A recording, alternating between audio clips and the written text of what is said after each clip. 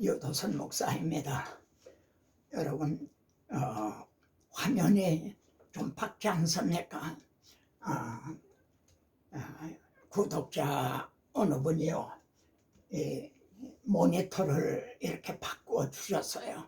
제 컴이 좀 오래됐었거든요. 아마 그래 화면이 해상도가 떨어졌던 것 같아요. 우리 주님 기쁘게 받으시고요, 또 은혜 베풀어 주시기를 기도합니다.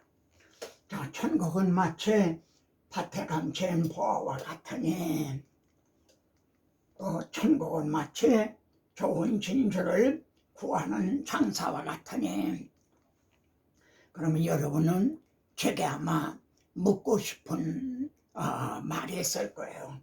이 성경에 감춘 보화를 이렇게 소개하는 목사님은 이 성경에 감춘 보화를 어떻게 해서 만나셨습니까? 자, 저를 로마서 4장 4, 5절을 들어서요, 제게 조명하신 보화와 진주, 제가 만난 보화와 진주. 저는 포켓 성경을요 늘 가지고 다녔어요. 틈만 있으면은 성경을 읽고 갔었는데, 어느 날 서울 상도동에서 봉천동으로 넘어가는 언덕길입니다. 석양머리에 성경을 읽으면서 올라가고 있었어요. 그때 제게 이 말씀이 조명이 된 겁니다. 그래서 제게는 바울에게 말이죠, 해보다 더 밝은 빛이 비춰졌죠. 그 다메섹과 같은 데가 여기입니다.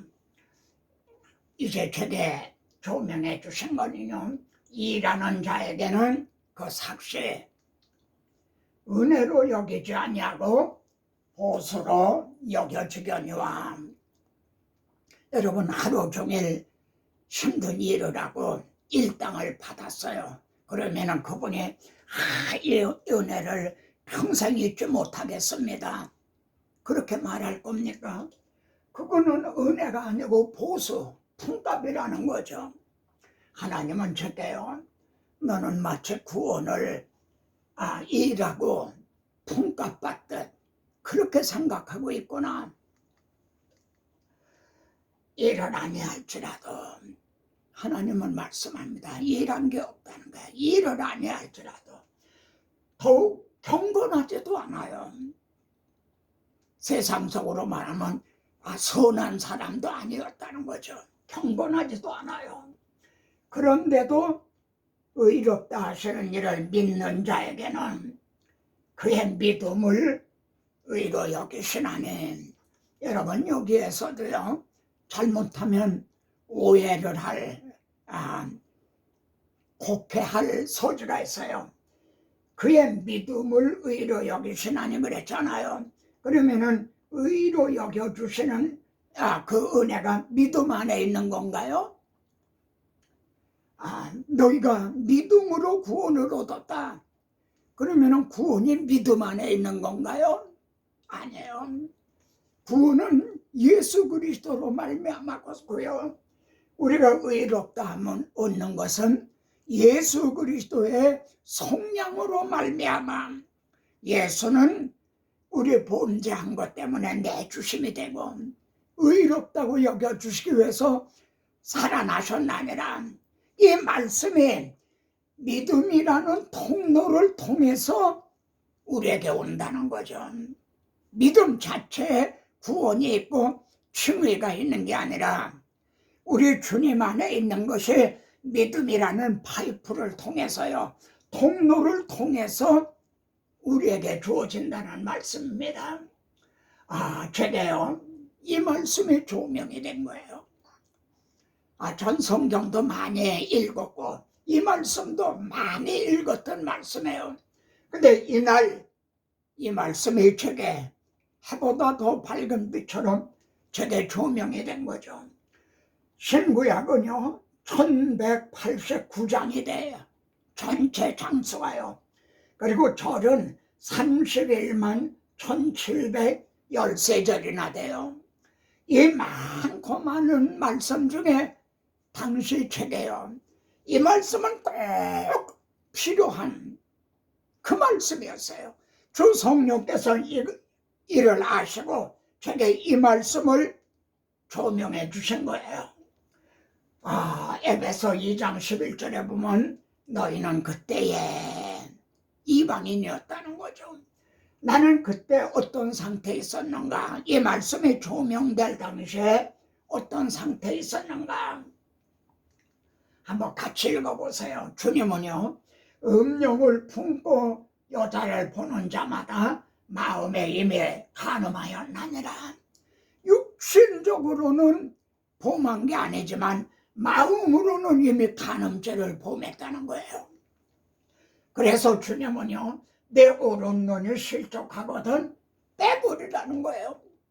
오른손이 실족하게 하든 찍어버려라. 내 백체 중 하나가 없어지고 온 몸이 지옥에 떨어지지 않는 것이 유익하니라. 여러분, 이 말씀이 누구의 말씀이라고 이거를 가볍게 여길 겁니까? 저는 이 말씀으로 당시 몸부림을 치던, 마음으로 생각으로도 죄를 짓지 않으려고 몸부림을 치던 때예요. 저는 그래 다닐 때도요, 주먹을 꽉 쥐고 다녔어요. 십자가 튼튼히 붙잡고.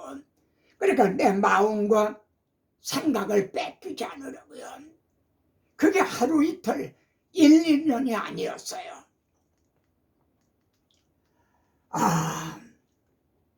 여기에도 보면요, 내 마음이 내 눈을 따라갔던가. 여러분, 눈을 감고 다닐 수는 없잖아요. 이렇게 뭐 쇼윈도에 뭐 금은 보석도 보고 또 예쁜 아름다운 여자도 보고, 근데 내 마음이 그때 따라갔던가. 여기에서 욥이 얼마나 경건한 삶을 살았는가를 짐작하게 되죠. 잠언에서도요, 뭐든 지킬 만한 것 중에 더욱 내 마음을 지키라. 제가 제 마음으로 생각으로도 주님이 말씀한 대로 죄를 범하지 않으려고 몸부림을 친 거죠. 근데 그게 됐을까요? 주님은요, 간음치 말라 하였다는 것을 너희가 들었으나, 너희가 들었다, 너희가 배웠다. 그런데 잘못 배웠다는 거죠. 설교를 잘못했다, 잘못 가르쳤다는 거죠. 문제는 마음에 있는 거라는 거죠. 바울 보십시오. 계명의 이름에 그럽니다. 저에게 말씀이 조명되듯이 바울에게도 계명의 이름에 그래요. 이렇게 계명에 이르렀다는 거죠. 어느 계명이 바울에게 이르렀을까요? 탐내지 말라 하는 말씀입니다. 이 탐내지 말라 하는 말씀이 10계명 중에 몇 번째 계명이죠? 마지막 10번째 계명이에요. 바울은 바리새인입니다. 바리새인이 10계명을 몰랐을까요? 그리고 그걸 지키지 않았을까요? 근데 계명의 이름에 탐심을 알지 못하였으리라. 그때까지 탐심, 이를 통해서 탐심. 10계명이 마음의 문제였구나. 그래서 주님은 너희가 잘못 배웠다, 너에게 잘못 가르쳤다. 오늘날도 잘못 설교할 수가 있어요. 탐심으로 한 거예요. 내가 사람을 칼로 이렇게 해하지 않았지만 마음으로는 얼마나 미워하고, 내가 육신으로는 보호하지 않았지만 마음으로는 얼마나 누추한 생각을 하고 했는가. 그래서 이 계명의 이름에 죄는 살아나고 나는 죽었도다. 그 전에는 봐라, 나는 율법에 의로는 흠이 없는 자로다, 살아있는 줄 알았죠. 그런데 자기 속에 죽은 척 하고 있던 5만 가지 죄들이 말이죠, 다 계명의 이름에 떠오른 거예요. 죄는 살아나고. 저는 비유를요, 옛날엔 한국에 뚜물통이라는 게 있었어요. 설거지해서 버리는 말이죠. 그래서 나중에 그거로 돼지를 기르고 그랬어요. 그것도 가만 놔두면요 우위가 맑아요. 근데 이런 꽃으로 지어보세요. 막 악취가 나면서 뭐 고춧가루 무슨 콩나물 대가리 밥알 뭐 이런 게 막 떠오르죠. 마치 그랬다는 거죠. 바울 속에서 우리 속에서 죽은 죄 하고 있던 죄는 살아나고 율법의 의로는 흠이 없는 줄 알았던 나는 죽었도다. 그때부터 그래서 마음으로 생각으로 죄를 안 지르고 몸부림을 쳐요. 근데 되었나요? 같이 읽어보세요. 원하는 것은 행하지 아니하고 미워하는 것을 행함이라. 바울은 이 말씀이요 육신적으로 죄를 범했다는 게 아닙니다. 바리새인 당시도 육신적으로는 죄를 범한 게 아니에요. 근데 마음으로 안 되더라는 거죠. 내 속에서 한 다른 법이 내 마음의 법과 싸워 우리 속에서 성령의 소욕과 육신의 소욕이 막 싸운다는 거죠. 나는 감히 여러분에게 묻고 싶습니다. 여러분 마음속에서요 이 오타루의 전쟁과 같은 이 싸움이 있었나요? 이런 싸움을 싸워보셨나요? 마음으로 생각으로도 죄를 안 지르고 해보셨나요? 그래서 되든가요? 바울은요 나를 사로잡는 것을 보는도다. 그때마다 자기가 승리하는 게 아니라 사로잡는 건 산채로 생포당하는 거예요. 번번이 자기가 포로가 된다는 거죠. 그래서 죄 아래 팔린 노예구나. 여러분 원하는 것은 하지 않고 원찮는 것을 행한다면 자유가 없잖아요. 노예는 자기가 하고 싶은 것만 하나요? 그러니까 나는 죄 아래 팔린 노예구나. 주님께서도요 진리를 알지니 진리가 너희를 자유롭게 하리라. 그러니까 유대인들이요 우리가 남의 종이 된 적이 없는데 노예가 아닌데 뭘 우리 보고 자유하게 한다 그러느냐. 그때 죄를 범하는 자마다 죄의 종이라. 그렇죠. 원하는 것은 행하지 않고 원찮는 것만 행하니 죄의 종인 거죠. 몸부림치던 바울은 오라 나는 곤고한 사람이로다. 이 사망의 몸에서 누가 나를 건져주랴. 자력으로는 불가능한 걸 깨닫게 된 거죠. 누구를 찾게 된 거예요. 누가 나를 건져주랴. 그때 생명의 성령의 법이 죄와 사망의 법에서 너를 해방하였습니다. 여기 너가 누굽니까? 오라 너는 하던 바로 그 사람 너입니다. 여러분 아담이 내가 벌거벗었다는 말을 하지 않았어도 가죽옷을 입혔겠나요? 여기서 오라 나는 괴로운 사람이다. 누가 나를 건져주랴. 누구를 찾지 않았다 하더라도 주님께서요 너를 해방하였습니다. 그러셨겠나요? 여러분 지금 문제가 분명해진 거예요. 사람들이 누구를 찾지 않는 거예요. 병든 자라야 의원을 찾는다고 그러잖아요. 자기가 죄인인 걸 알아야 복음을 예수 그리스도를 찾게 되는데 지금도 누가 하고 찾기만 하면 믿음으로 구원을 얻어요. 여기 보면 율법에 들어온 것은 하나님의 율법을 주셨어요. 범죄를 더하게 하라니라. 죄를 드러내기 위해서요.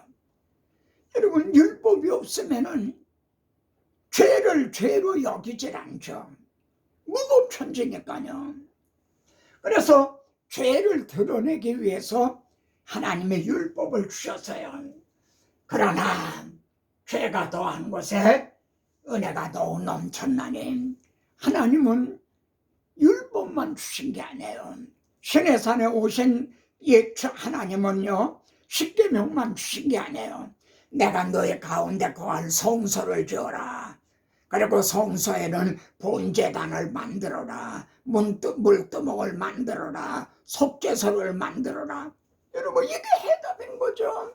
은혜가 더욱 넘친 거죠. 바울이 죄인 중에 괴수라. 그러면서도 구원 얻는 사람들에게 내가 본이 됐다. 그게 무슨 말입니까?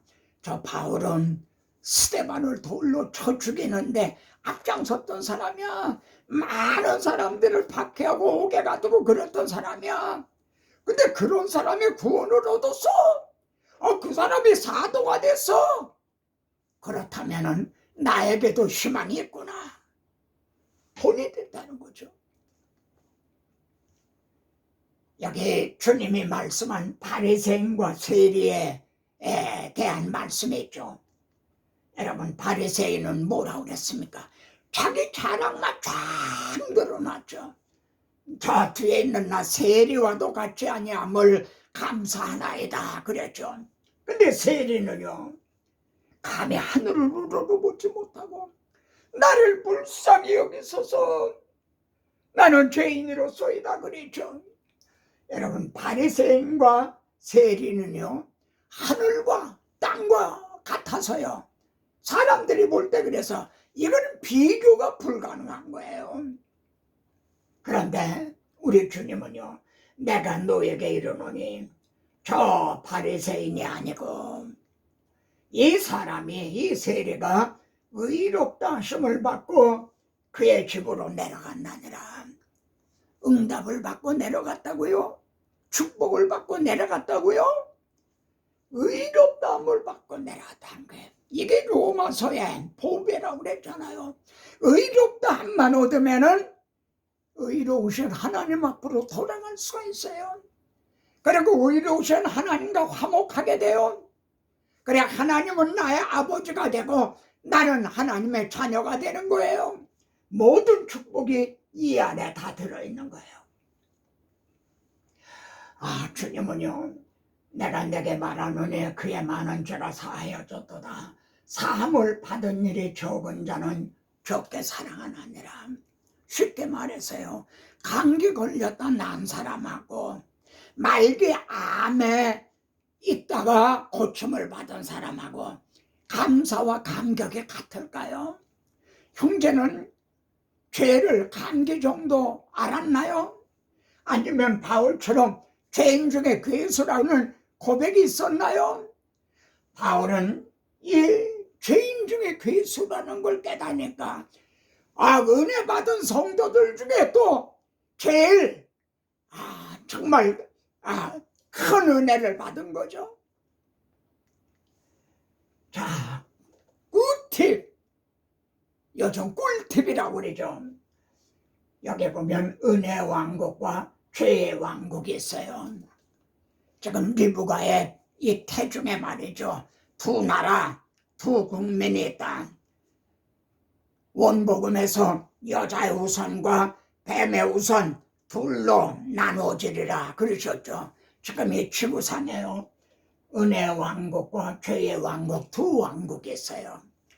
은혜 왕국은 우리 주님이 다스리시는 왕국이고 죄의 왕국은 사탄이 다스리는 왕국이에요. 그런데 왕국에는요, 권세가 있어요. 권세가 있어야 왕노릇하라는 거죠. 자 보세요. 죄가 왕노릇해요. 여기 죄는요, 신수가 아니라 신이에요. 단수로 돼 있어요. 그래서 로마서에서 죄들이 아니라 죄, 이거는 죄의 권세, 사탄을 의미합니다. 사탄은요, 왕노로 살아요. 무슨 권세를 가지고? 사망이라는 권세를 가지고요. 그래서 여러분, 죽기를 무서함으로 일생 동안 매여 좋은 노릇하는 거죠. 죽음 앞에서는 막 얼굴이 백주장같이 되면서 다들 그러죠. 저에게는 이 사망이라는 권세, 은혜도 왕노릇해요. 여기 은혜는요, 은혜와 진리는 예수 그리스도로 말미암아 주신 것이라. 이 은혜도 왕노릇은 우리 주님이 왕노릇해요. 그러면 주님에게는 무슨 권세가 있나요? 의로 말미암아. 질문입니다. 이 의로 말미암아가 공의인가요? 칭의인가요? 무슨 의미인가요? 의로 말미암아가요. 죄의 왕국에 있던 사람이 은혜 왕국으로 오기만 하면, 사망에서 생명으로 옮겨지기만 하면은 어떤 흉악한 죄인이라도, 바른 편에 있는 강도와 같은 죄인이라도 의롭다고 여겨주시는 권세가 있다는 거예요. 우리 주님에게는요, 일한 것도 없어요. 경건하지도 않아요. 그런데도 값없이 의롭다고 여겨주시는 권세가 우리 주님에게 있다는 거예요. 만일 우리 주님이 우리를 의롭다고 여겨주시는 권세가 없다면 주님도 우리에게 도움이 되지 않아요. 그렇잖아요. 복음에, 복음에는 하나님의 의가 나타나서, 의가 나타나지 않았다면 복음도 별로 도움이 안 되는 거예요. 이해가 되시겠죠? 그러면 주님은 의롭다고 여겨주시는 이 권세를 어떻게 해서 받게 됐나? 같이 보세요. 그리스도 예수 안에 있는 성령으로 말미암아 의롭다 하심 모든 자 되었느니라. 주님이 우리들을 대표해서 우리들의 죄를 위해, 내 죄를 위해, 내 죄값은 사망이라는 걸 대속을 해주셨기 때문에 그를 인정을 하고 믿는 자를 의롭다고 여겨주시는 권세를 갖게 됐다는 거죠. 만일 주님이 십자가를 지시지 않았다면 왕노릇하는 이 권세가 없게 되는 거죠. 주님의 구속으로 말미암아. 그런데 우리 주 예수 그리스도로 말미암아 영생에 이르게 하려 함이라. 여긴 은혜 왕국과 죄의 왕국, 두 왕국이 있었잖아요. 근데 마지막에 가보면요, 죄의 왕국은 없어져요. 오직 모세와 엘리야도 보이지 않아요. 오직 예수님만 보여요. 오직 우리 주 예수 그리스도로 말미암아 영생에 이르게 하려 함이라. 아멘. 마지막 장면인데요. 스가랴 3번 내가 은총과 간구하는 심령을 부어주리니 그러십니다. 그러니까 심령을 부어주셔야 그 찌른 바그를 바라보고, 찌른 바그가 누굽니까? 예수님을 가시면류관으로 찔렸죠. 양손과 양발에는 대못이 박혔죠. 허리에는 창으로 찔렸죠. 찌른 바그를 바라보면서 나게 통하기를요. 독자를 위하여, 장자를 위하여 자기 외아들이 죽었을 때처럼 그렇게 통한다는 거죠. 언제 이런 일이 일어났죠? 오순절입니다. 성령이 임하셔서 베드로를 통해서 말씀을 전했을 때 3,000명이 회개했잖아요. 다른 데 보면 막 돌을 들어 치려고 그러던 자들 아닌가요? 그런데 3,000명이 어떻게 회개했나요? 은총과 간구하는 심령이 부어진 거예요. 너희가 믿음으로 말미암아 구원을 얻었다. 그런데 이 믿음이 너희에게서 난 것이 아니라 하나님의 선물이라. 여기서 회개까지도요, 우리 자력으로는 불가능하다는 거지. 은총과 간구하는 심령을 부어주셔야만. 그러니까 이 영상을 이제 시청하는 우리 목사님들은, 그리고 성도들은요, 정말 형식적인 그런 교인이 아니라 하나님 우리 성도들에게도 은총과 간구하는 심령을 부어주셔서 제게도 은총과 간구하는 심령을 좀 부어주소서. 어떤 분은 제게 그래요. 나도 예수를요 막 미치도록 믿고 싶어요. 아주 미치도록요. 근데 그게 안 된다는 거예요. 여러분, 믿음도 회개도 말이죠. 그래서 여기 보면 로마서 8장에 너희는 다시 무서워하는 종의 영을 받지 아니하고, 다시 무서워하는 종의 영을 받지 아니하고, 그러니까 종의 영을 받은 때가 있었다는 게 되는 거죠. 그런데 이제는 양자의 영을 받았으므로 그럽니다. 제가 마음으로도 생각으로도 죄를 짓지 않으려고 실제 제 친구 중에는요 막 잘라버린 사람도 있어요. 주님 말씀한 대로 잘라버린 사람도 있어. 그때는 무서워하는 죄의 영 가운데 있었던 거죠. 죄의 영. 그런데 이제는 양자의 영을 받았으므로, 그럼 질문합니다. 우리가 양자의 영을 받은 건가요? 아들의 영, 그리스도의 영을 받은 건가요? 갈라디아서 3장에 보면 아들의 영을 우리에게 주사 아바 아버지라 부르게 하셨나니라 이렇게 말씀합니다. 근데 왜 여기서는 양자의 영이라고 그러나요? 보드와인, 여러분, 로마서기 때문에 그래요. 로마 나라에는 양자라는 법이 있었어요. 우리나라도 그렇죠. 여러분 잘 아는 네로도요, 클라우디의 황제의 친아들이 아니라 자식이 없어서 네로를 양자로 삼아서, 여러분, 아바 아버지라 부르게 하셨나니라. 여기가 노예예요. 노예 중에도 아주 똑똑하고 총명 있는 그런 노예들이 있잖아요. 그래서 아버지가, 자식 없는 아버지가 노예를 양자로 삼은 거예요. 그런데 이 노예 입에서 말이죠, 자기 상전으로 늘 불불 얼굴을 제대로 쳐다도 못 보던 그 상전을 향해서 아버지, 이게 빨리 떨어질까요? 그게 쉽게 나왔을까요? 그런데 어느 날 말이에요, 입이 터진 거예요. 아빠, 아버지라 부르진 아니라, 갈라디아서에서는 부르나니라 돼 있어요. 근데 여긴 부르짖느니라. 양자였던 자가 아빠 아버지 하고 그러죠. 막 입에 터져 나온 거예요. 형제 입에서 창조주 하나님, 천재 대주제자가 되신 하나님을 아빠 아버지 하고 부르는 그 감사와 감격, 감동이, 그런 경험이 언제 있었나요? 우리 주님은요, 산상수훈에서 하늘에 계신 우리 아버지 그러면서 하늘에 계신 너희 아버지, 은밀한 중에 보시는 내 아버지라. 저는 요즘 아마 한 번도 빠지지 않고 하늘에 계신 우리 아버지요, 이렇게 기도를 시작합니다.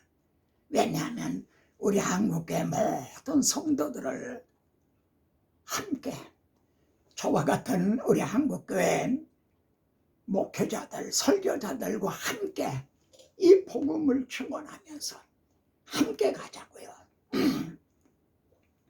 하늘에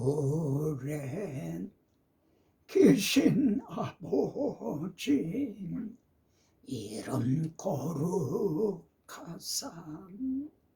주님 나라 임하시고 뜻이 이루어지이다.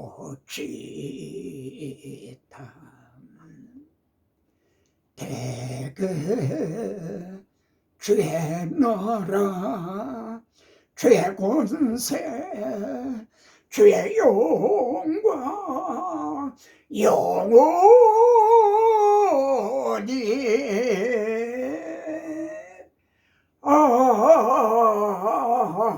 아멘. 다음 시간에 또 뵙겠습니다.